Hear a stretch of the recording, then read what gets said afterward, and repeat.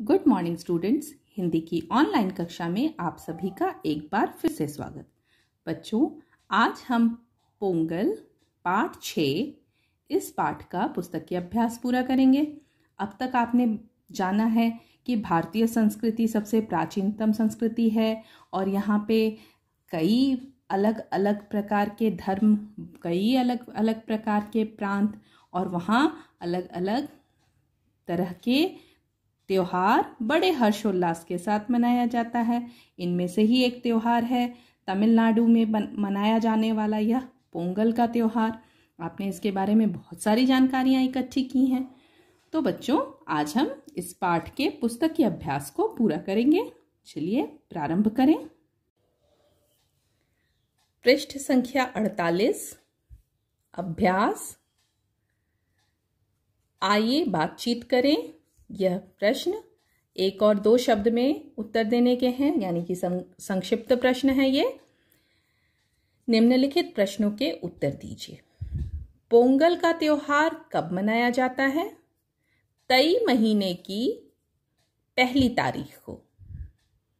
पोंगल का त्योहार कब मनाया जाता है? तई महीने की पहली तारीख को। प्रश्न संख्या 2, बोगी के दिन लोग क्या करते हैं? घर की सफाई। बोगी के दिन लोग क्या करते हैं? घर की सफाई। कोलम किसे कहते हैं? कोलम किसे कहते हैं? फर्श पर चावल के आटे से बनी आकृतियां।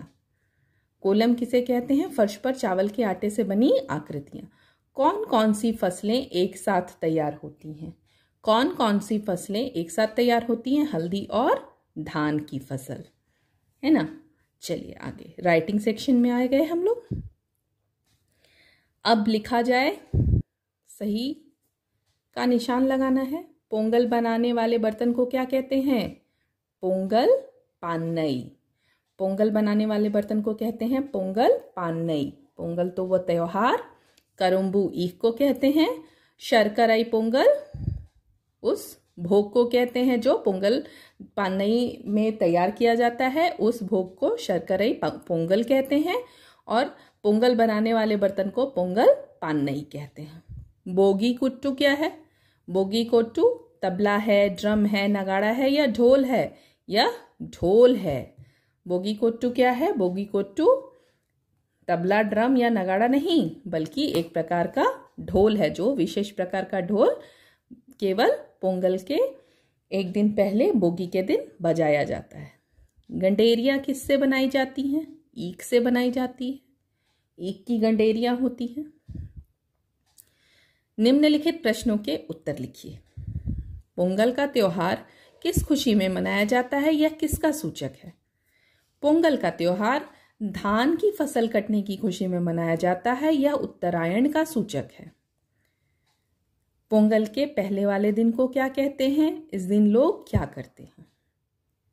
पोंगल के पहले वाले दिन को बोगी कहते हैं। इस दिन लोग घर की सफाई करते हैं। तो 2 प्रश्न तो आपने यहाँ पे हल किए। अभी हम पृष्ठ संख्या 39 में चलें। पृष्ठ संख्या 39, शर्कराई पोंगल का भोग कैसे तैयार किया जाता है? शर्कराई पोंगल का भोग कैसे तैयार किया जाता है? एक विशेष प्रकार के बर्तन में दूध, नई फसल के चावल, गुड़ और मसाले डालकर शर्कराई पोंगल का भोग तैयार किया जाता है। माट्टू पोंगल के दिन पशुओं के प्रति कृतज्ञता किस प्रकार प्रकट की जाती है? माट्टू पोंगल के दिन पशुओं के प्रति कृतज्ञता किस प्रकार प्रकट की जाती है? माट्टू पोंगल के दिन गायों की हल्दी, कुमकुम, पुष्पहार आदि से पूजा कर तथा पोंगल खिलाकर कृतज्ञता प्रकट की जाती है। पशुओं के प्रति कृतज्ञता प्रकट करने के लिए उनका आदर करते हैं, उन्हें हल्दी, कुमकुम, पुष्पहार से उनकी पूजा करते हैं और उन्हें पोंगल का प्रसाद भोग खिलाया जाता है। भाषा ज्ञान। धक्का, बच्चा, मिट्टी, दिल्ली आदि शब्दों से एक स्वर रहित व्यंजन का समान स्वर सहित व्यंजन से मेल हो रहा है। स्वर रहित मतलब ये देखिए, जिसे नीले रंग के अक्षर, ये जो नीले रंग के अक्षर हैं ये क्या है? स्वर रहित हैं। इनमें स्वर नहीं मिले। जब किसी भी व्यंजन में स्वर मिला ना हो तो वो व्यंजन अधूरा रहता है। जैसे कि क, च, ट और ल, ये सभी व्यंजन क्या है? व्यंजन शब्द हैं। और व्यंजन शब्द में स्वर वर्ण नहीं मिला तो ये आधा रह गया। और उसके ठीक बाद आप देख रहे हैं क पूरा है, क्योंकि इसमें अ मिला है, इसलिए ये पूरा हुआ। ये स्वर रहित है और ये स्वर सहित है। समझ में आ गई बात, स्वर रहित और स्वर सहित की बात। ऐसे ही शब्द से मेल हो रहा है, इसलिए यह द्वित्व व्यंजन कहलाता है। क संयुक्त, च संयुक्त, ये क्या है? द्वित्व व्यंजन, द्वित्व व्यंजन कहलाता है। जैसे क, च, ट, ल आदि, ये सभी संयुक्त हैं, मिले हुए हैं। निम्न, क्यारी, प्यारा, स्वाद, इसमें भी देखिए ये भी म और न संयुक्त हैं, क और य संयुक्त हैं, प और य संयुक्त हैं, मतलब जुड़े हुए हैं आपस में। आदि शब्दों में एक स्वर रहित व्यंजन का असमान स्वर युक्त व्यंजन से मेल हो रहा है। समान स्वर के साथ नहीं हो रहा, इसमें समान स्वर के साथ हो रहा है। ये क और क समान है, पर एक में स्वर है और एक में नहीं है। यहाँ पे म और न समान स्वर नहीं है, दो अलग अलग स्वर हैं। म अलग स्वर है, न अलग स्वर है। यहाँ असमान, यहाँ पे समान, समान स्वर का मेल हो रहा है, यहाँ पे असमान स्वर। ठीक है, मेल हो रहा है, इसलिए यह संयुक्त व्यंजन कहलाता है। ये द्वित्व व्यंजन है और ये संयुक्त। अब द्वित्व और संयुक्त व्यंजन में अंतर आपको समझ आ गया। द्वित्व व्यंजन में क्या होता है? शब्द दोनों, आधे वाले भी और पूरे वाले भी, स्वर रहित भी और स्वर सहित भी, दोनों समान स्वर रहेंगे, वो है द्वित्व व्यंजन। और जिसमें जिस व्यंजन में दोनों असमान रहेंगे वो संयुक्त व्यंजन। तो अब आप पाठ में से छांट कर लिखिए द्वित्व व्यंजन और संयुक्त व्यंजन। द्वित्व व्यंजन में उत्तरायण त संयुक्त, कोट्टू ट संयुक्त, पान्नई न संयुक्त। संयुक्त व्यंजन त्योहार त और य संयुक्त, उत्साह त और स संयुक्त, मस्तक स और त संयुक्त। देख लिए, यहाँ पे दोनों समान स्वर में हैं और यहाँ पे असमान। चलिए आगे बढ़े। दिए गए शब्दों का वाक्यों में प्रयोग कीजिए। वाक्य निर्माण करना है। धान, इस वर्ष धान की पैदावार अच्छी हुई है। उत्तरायण, उत्तरायण में सूर्य मकर रेखा से उत्तर की ओर गमन करता है। ईख, ईख की फसल देर से तैयार होती है। बैल, बैल की सींगों को घिसकर नोकदार बनाया जाता है। रिक्त स्थानों में की और की और की और की, सुन रहे हैं? ध्यान से सुनिए। की यह दो वाक्यों को जोड़ने के लिए प्रयोग किया जाता है। ये की, क में छोटी ई की मात्रा, यह दो अलग अलग वाक्यों को जोड़ने के लिए प्रयोग किया जाता है। ये की किसी वस्तु का किसी के बारे में बताते हैं तो की का प्रयोग करते हैं। यह इसकी किताब है, यहाँ पर छोटी ई की मात्रा नहीं होगी।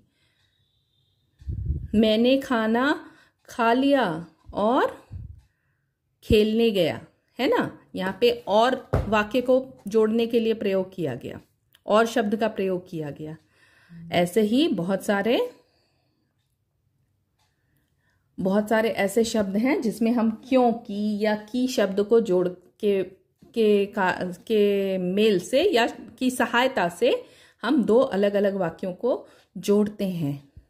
मैंने कहा था कि, मैंने कहा था कि, मैंने कहा था कि, यहाँ पे कौन सी की है? छोटी ई की मात्रा वाली की। मैंने कहा था कि उसने मेरी किताब ले ली। मैंने कहा था कि उसने मेरी किताब ले ली। मैंने कहा था कि यह मेरी किताब है। और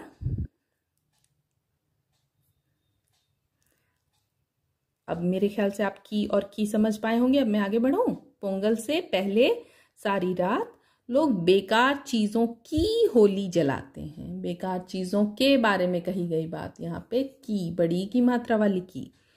तभी पूजा में बैठने की अनुमति मिलती है। नए कपड़े पहनने के बाद ही पूजा में बैठने की अनुमति मिलती है। सांझ होती है कि स्त्रियां पूजा करने आ जाती हैं। सांझ होती है कि स्त्रियां पूजा करने आ जाती हैं, ऐसा नहीं होता। सांझ होती है ये एक बात है, स्त्रियां पूजा करने आ जाती हैं ये दूसरी बात है। यहाँ दो बातों को जोड़ा गया छोटी की मात्रा के की से। कुछ बैल भड़क उठते हैं इसलिए कि वे उग्र हो जाते हैं या वे उग्र होते हैं। तो यहाँ पे छोटी की मात्रा वाली की। आगे आप देख रहे हैं पृष्ठ संख्या 50 में, बहुत मजेदार यहाँ पे वर्ग पहेली दी गई है और वर्ग पहेली, शब्द पहेली के माध्यम से आपको यह चित्र देखकर पहचानना है कि यह कौन सा त्योहार है। यहाँ पर लग रहा है कि रावण दहन का आयोजन किया गया है और श्री राम रावण दहन करने जा रहे हैं। यह तो दशहरे का त्योहार है। भाई बहन के प्रेम का त्योहार, यहाँ पे बहन अपने भाई को राखी बांध रही है, ये तो रक्षाबंधन है। लोग गले मिल रहे हैं और एक दूसरे को रंग लगा रहे हैं, ये होली का त्योहार है। यहाँ पर बच्चे क्या कर रहे हैं, पटाखे जला रहे हैं और ये जो पुरुष यहाँ पे खड़े हैं, ये सज्जन पुरुष मिठाई दे रहे हैं या उपहार दे रहे हैं और ये महिला यहाँ पे दिए जला रही है। ये तो दीपावली का त्योहार है। चित्र देखकर आप बहुत अच्छे से समझ पा रहे होंगे। यहाँ पे गले मिलकर यह सद्भावना का त्योहार ईद, यहाँ पे लोग ईद मना रहे हैं, गले मिल रहे हैं, नमाज पढ़ रहे हैं और यह मस्जिद देखकर हम ये समझ पाए हैं कि यह ईद का त्योहार है। और ये पेड़ जो हमारे सेंट अजीब खड़े हैं यहाँ, इन्हें तो देखकर सीधे समझ में आ रहा है कि ये क्रिसमस का त्योहार है, बच्चों का सबसे प्रिय त्योहार है ना। बच्चों को उपहार मिलते हैं इसलिए ये वाले त्योहार बच्चों को बहुत पसंद आते हैं। तो आप वीडियो के माध्यम से भी ये पुस्तकीय अभ्यास पूरे कर सकते हैं, अन्यथा फिर से वही कैंपस केयर और गूगल क्लासरूम की भी सहायता ली जा सकती है। तो आप ये कार्य पूरा कर लीजिएगा।